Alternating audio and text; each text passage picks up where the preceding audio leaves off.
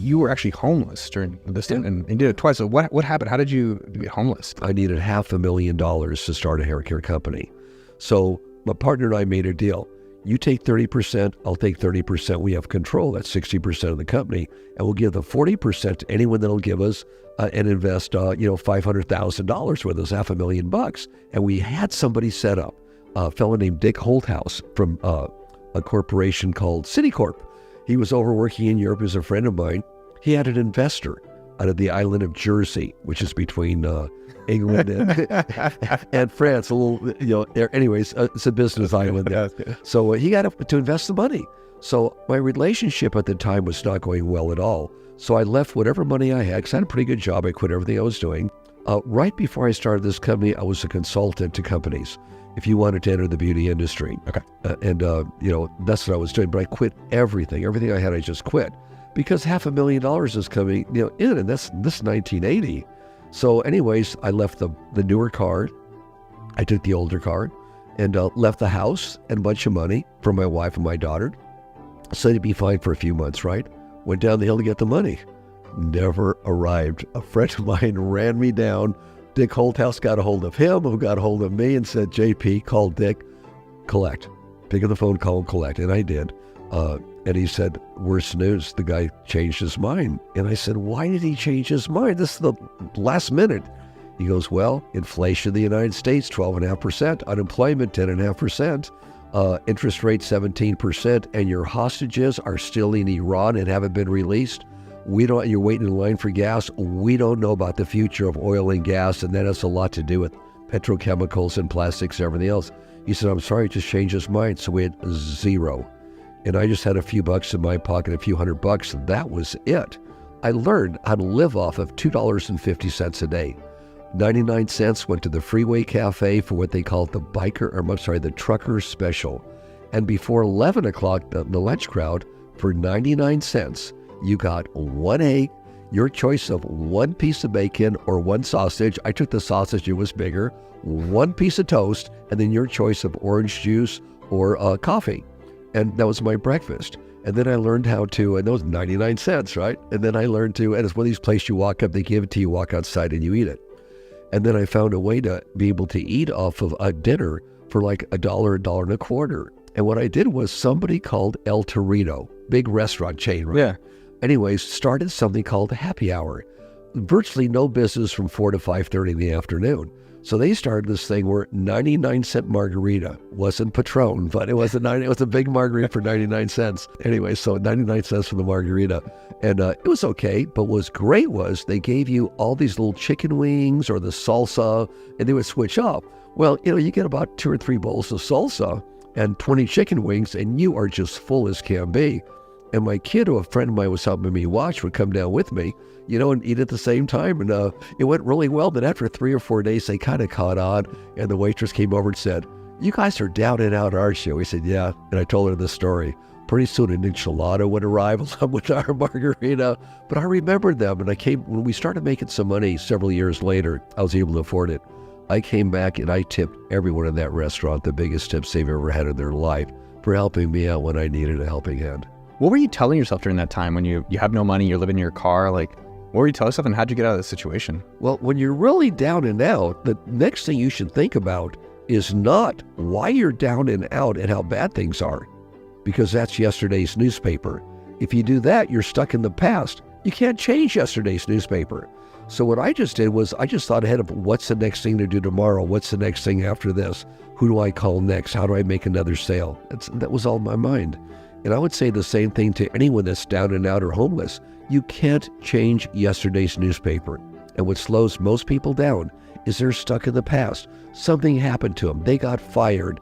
They got a divorce. Somebody said something to them that hurt them, or today over the internet, they just destroy people, unfortunately. But all of a sudden they're stuck in the past. It's on their mind before they go to sleep. It's on their mind all the time. Well, now your thinking power is behind you. You can't change it. You got to think ahead. What is next? And forgive everyone that's done you wrong. Forget every jealousy that's ever in your mind. For every regret that I wish I would have done that differently. You can't change it. Forget it all. When it comes in your mind, just forgive it. Forgive yourself. forgive Joe Blow, forgive everybody to your mind. You don't have to tell them personally if you don't want to. Just forgive them. You're a jerk. That was the past. I'm not going to carry you around anymore. And if it comes to your mind again, just say, nope, that's my past life. Get out of here. Let's move on. How did you go from 0 to $1 million? Knocking on doors. And then after 6 months, I was hired to hire. We had just enough to hire a secretary really cheap, Shirley Wong. She was wonderful, didn't mind helping us out. And she did 10 jobs. My first field guy was 1.5 years later. So we just kept on building the business and reinvesting everything. Everything we had, we reinvested. Never changed my lifestyle. I had an apartment to live in after that, but never changed my lifestyle until I had enough money to be able to survive on what I have, my bills paid in full, and no bills for me personally, and enough money to put down on something. Do you remember any specific knocking on door experiences or stories that stick out during that early days? Oh, yeah, lots of it. Oh, of course, yeah. Many were, they were nice. Some of them were like, no, talk to my salesman, not to me. Well, I am your salesman. We don't have a salesman, right? Anyway, so, but it was good. People were usually pretty friendly. Hairdressers are very friendly people. There weren't that many that were rude. Very, very few, if any, Just the experience were just really, really nice people. And many of them became some of my best friends and some of our best educators for the company. What's also interesting, I like the guarantee. I like the classes. One thing to come back on it, a lot of people starting out businesses are talking, they think they do or they don't know if they want to partner or not. So how did that partnership come about, and how do you think people should look for partners in business? Well, with me, Paul Mitchell and I were pals for 9 years in the beauty industry. We were very, very good friends. In fact, a young lady, our mutual friend, Miss Eva Prang, introduced us to one another. Just thought I was starting in the industry, and Paul was really hot and heavy as a top educator in the industry and had a name going for himself. We became friends. And after 9 years, we decided, hey, let's do our own business here together. And it was a perfect relationship with Paul and I. I didn't do hair, and he didn't do any business. He wasn't a businessman, but a top hairdresser, top educator. So we never argued about anything. When it came to with hair and how to do things with hair or the classes, Paul, yep, you're right, 100%. Business, I was right on that one in most cases. So you guys had your separate lanes that you respect. Exactly, yeah. And of course we crossed over. If he did a hair show, I'd be on stage with him, promoting our products and trying to give people ideas how to be successful in salons and things like that. And we worked in it. Paul and I did hair shows where he would be hired for a hair show and maybe get a room, right? He'd always ask for 2 beds. We'd get the $99 special to fly there at night so I could be there. He was already there because he was already paid to show up. I would come, take one bed, he'd take the other bed. So there was no cost involved with us other than to get me there, period. We'd do a show, we'd sell it right off the floor, and then we'd stay there for a couple of days with whatever distributor we had and go knocking on their customers' doors with the salesman. They got us in a lot easier and start presenting product. There's a lot there, which is amazing. What a super cool. One thing I don't know if it's talked about is your sales. The sales, your positivity, and your persistence.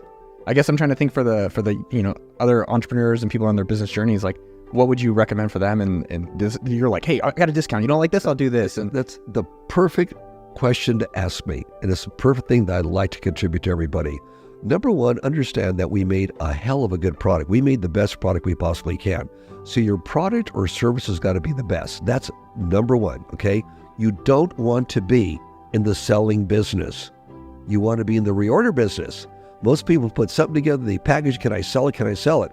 Mine was all about, I want them to reorder it. So the product has got to be so good, and the person that's using it, the hairdresser, has got to really know it's good. Hairdressers know. They are the best people in the world to get advice for hair, period. There's just none better. So they would know how good it is. So we knew that the product we had. The second thing is, and probably is equally as important, is be prepared for a lot of rejection, because you're going to get it. If you're prepared for it, it's not going to affect you. It's like when I sold encyclopedias. The average age or time of an encyclopedia salesman after they were trained for no money, training is free, right? You don't get paid a dime, was 3 days. It's door-to-door commission only. But they told me something that made me successful in 3.5 years, and I believed what they said. They said, a lot of you aren't going to make it, some of you will. Those that will overcome rejection. A lot of doors will be closed in your face. But on door number 50, you have to be just as enthusiastic as door number 1 to have that same motivation. Those are the guys who will make it. Well, for me, baby, it was door 101, okay? But I did. I kept up the same enthusiasm. As you do that, you learn more how to do things better, how to say things differently, and you get better and better and better. And the enthusiasm just never left. And that's why I started Paul Mitchell the same way, door to door with salons. And that's what I say to all entrepreneurs. The two biggest things you'll ever need is that a quality service or a quality product. A quality service if it's a one-time sale, or a product if it's a one-time sale for whatever reason. If it's really good, they'll tell others. If it's something they could repeat, you've already put that into it. It's so good, they'll want to repeat the order. Now you're in business. And I think one of the things that definitely sticks with me that I think other people can definitely benefit and learn from you is just like, one, facing rejection, but also finding a product you believe in and putting yourself out there to educate. I think you say sales, and you're an excellent salesperson. It was interesting even how you walked through selling Paul Mitchell, but it was educating people. It's like, let me teach you a class. Let me guarantee that you're going to do well. Exactly. That's being part of the reorder business, because I can't be in there selling it for them. It's something on the shelf nobody knows. I needed the hairdresser to use it and know how to show it to their customer. So for example, when I went in and gave a presentation, they didn't know what I was showing them. I'd show them shampoo 1, shampoo 2, let them smell it a little bit, right? And then when I got to the conditioner, wow, the conditioner, okay? This is my first product, right? This is 43 years old right now. What I would do was this. I would take it, I'd say, let me show you something amazing. Watch this. I put it in my hand, right? May I have your hand, please? Yeah. Oh, okay, watch. I put your hand. Watch. Now, you don't have a clue what to do with that. I'd say, now let me tell you about this conditioner, right? Now I've got your attention, right? And I would always hold it like a gem, because it was a gem product. I'd say, let me tell you about the conditioner. And then I would hold it here and like this. And they don't know what the heck to do with this, right? But I got their attention, okay? I'd say the conditioner is a moisture treatment, a protein treatment, a nucleic acid treatment, lets you cut the hair easier and slip.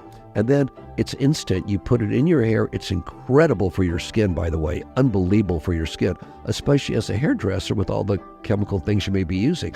By the way, rub it in your hands. Very good for your skin.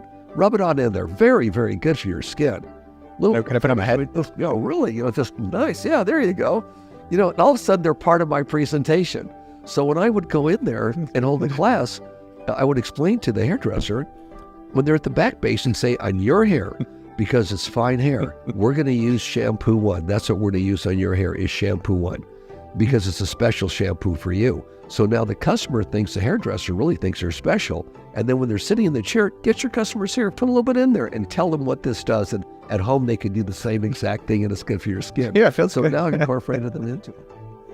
It reminds me of a story about the guy selling glass. There's a guy trying to sell glass or hammers. And he goes to them and he's like, all right, let me show you this hammer. And he breaks the glass with it. And then everyone copies him, because that's the best way you can sell the hammer. And then he then gives the person the hammer the next sale and says, you break the glass. So actually giving them the product to experience it. Powerful way of getting them involved. Who cleaned up the mess? I don't know. But it's interesting to involve your customer there. But one thing, the jumps are still pretty insane. Going 0 to $1 million. I think you guys do $1 billion a year now selling product. Like, how did you guys go from $1 million to $1 billion a year? Reinvest. All the money that came along, we reinvested and did good things for the hairstylist, and then started schools. We have over 100 schools, Paul Mitchell schools. So you train the new hairdresser how to be a great hairdresser and be successful. Well, of course, we're doing it with Paul Mitchell products and our knowledge. And we also went into education. Besides the education of how to use our products, we went nationwide. At one time, we had, I think, 850 what we call associates that worked for us part-time, top hairdressers that we taught to be stylists. They would hold classes for everybody on the latest hairstyle, the latest techniques, the latest business ideas. So we kept ourselves involved in the company to help our customer become more prosperous, because we're there. Be better hairdressers, better business people. And that certainly contributed to our growth tremendously. Interesting. Because you guys were the underdogs. I mean, you guys were like, there's all these major companies out there. Yeah. I think today, Paul Mitchell, as a hair care company, again, we just don't give out our information. It's private, but we happen to know that we believe it is the largest privately owned salon hair care company in the world. So a lot of us, through hard work, believing in yourself, but taking care of the customer, not just say, well, hell, let's just make a lot of money, keep on selling, let's not renew it. It's like people that have research and development. Of course you want research and development. You want to always improve. We always try and help out as much as we can.